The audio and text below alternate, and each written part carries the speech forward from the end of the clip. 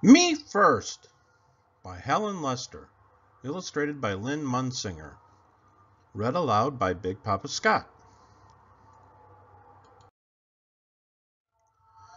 Pinkerton was pink, plump, and pushy. He would do anything to be first, even if it meant bouncing off bellies, stepping on snouts, or tying tails. Me first, he cried when he had been last in line and finished first down the slide. Me first, he cried at story time, settling on his round bottom with his big head right smack in front of the book. And every day in the school troughateria, me first, rang out, and there was Pinkerton. One Saturday, Pinkerton's Pig Scout troop went on a day trip to the beach. Pinkerton was first on the bus and sat in the front row.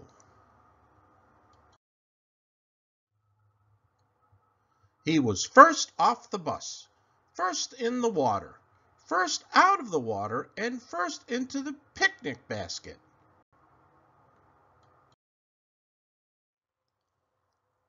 After lunch, the Pig Scouts decided to go for a hike. Off they went, with Pinkerton leading the line, of course. As the Pig Scouts marched across the sand, they heard a faint voice far in the distance. The voice called out, "Who would care for a sandwich?" Pinkerton pricked up his pointy ears. Care for a sandwich? Oh, yes, me first, he thought, and he began to trot ahead of all the others. Soon he heard the voice again, closer and louder this time. Who would care for a sandwich? Me first, cried Pinkerton, kicking up sand and leaving the other Pig Scouts far behind. His imagination almost burst. Peanut butter, jelly, 2 tomatoes, 7 pickles, a slab of cheese, a blob of mayo, a big smear of mustard, all for me first. Who would care for a sandwich? Now at a full gallop, Pinkerton shrieked, Me first! Over a sandy hill he flew, and kerplop! He landed face to face with a small creature with a bump on her nose and fur on her toes. I am glad to see you, she cackled. I sure could hear you coming. Me first, me first, me first. I guess you really would care for a sandwich. Oh, yes, indeed, replied Pinkerton. He jumped up and down so fast his teeth jiggled.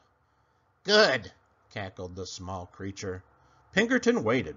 1 second, 2 seconds, 3 seconds. Well? He asked. Well, what? Replied the small creature. The sandwich, begged Pinkerton. Where's the sandwich? The small creature curtsied. You're looking at her, she went on. I am a sandwich, and I live in the sand, and you said you would care for a sandwich, so here I am. Care for me. All Pinkerton could say was, But I... Taking no notice, the sandwich continued. You said me first. You wanted to be first to care for me. Well, congratulations. Now just come along to my sand castle. Grabbing Pinkerton firmly by the sleeve, she led him around a few bends. Before he could say, But I, again, the gate to her castle closed. All right, my pink, plump, and pushy one. Now you care for me. You may have the honor of being the first to powder my nose and comb my toes. Seeing no way out, Pinkerton powdered her nose and combed her toes. Next, she crowed. You may be the first to put my supper in a bucket and feed me with a shovel." Pinkerton looked around. He had no choice. He put her supper in a bucket and fed her with a shovel. Rubbing her tummy, the sandwich spoke on.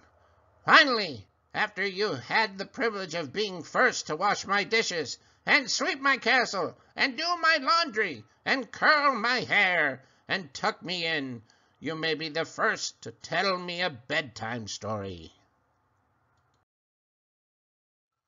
Pinkerton washed the dishes, swept the castle,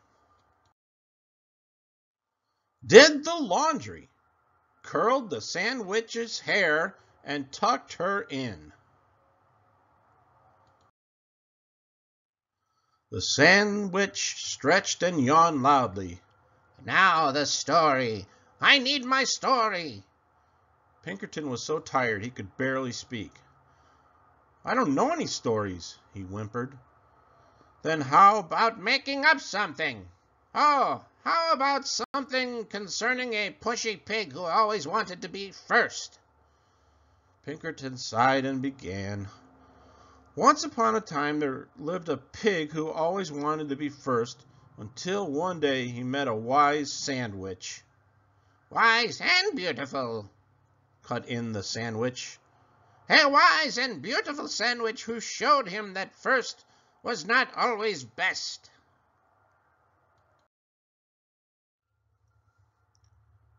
"Ah!" cackled the witch. She gave Pinkerton a slow, serious, and meaningful wink. "Have you learned something?" "Oh, yes, yes, yes," said Pinkerton. "I promise I have." "In that case, thanks for the care. Goodbye and good luck." She opened the gate, and Pinkerton sped off so fast he didn't even notice the delicious sandwich she held out to him. He was just in time to catch the bus. On he scooted, pink, plump, and glad to be last. The end.